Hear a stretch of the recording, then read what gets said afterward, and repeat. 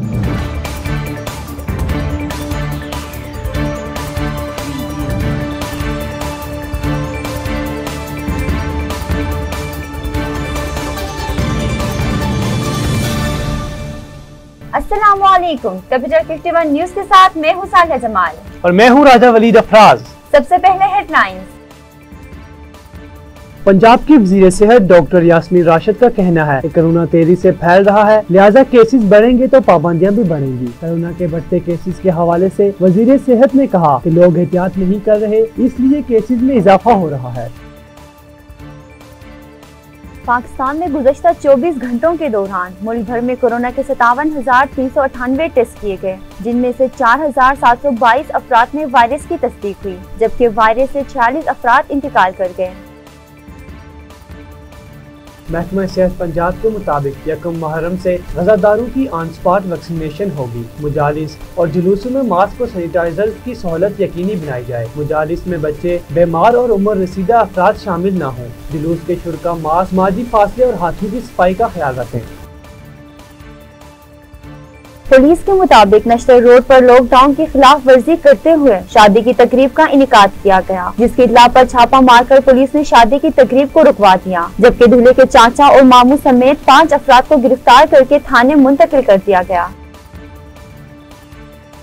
Police के मुताबिक फैसल एहसन नामी शख्स सादा लोग खानदानों में शादियां करता, उनसे तिलाई जेवरात और बाहरी रकम हथियाता। इस काम में उसका बेटा और पहली बीवी भी शामिल रहे। शादी के लिए अपने आप को कुंवारा या तलाक याफ्ता ज़ाहिर करता और शादी के बाद रकम और जेवरात हथिया कर बीवी को तलाक दे देता। वज़ीर आज़म की तकरीरी के लिए आज़ाद कश्मीर की कानून साज असेंबली में वोटिंग आज हो गई। वज़ीर आज़म पाकिस्तान और चेयरमैन तहरीक इंसाफ इमरान खान ने सरदार अब्दुल कयूम नियाज़ी को वज़ीर आज़म आज़ाद कश्मीर के लिए नामजद कर दिया, जबकि मुत्तहिदा अपोजिशन ने चौधरी लतीफ अकबर को नामजद किया।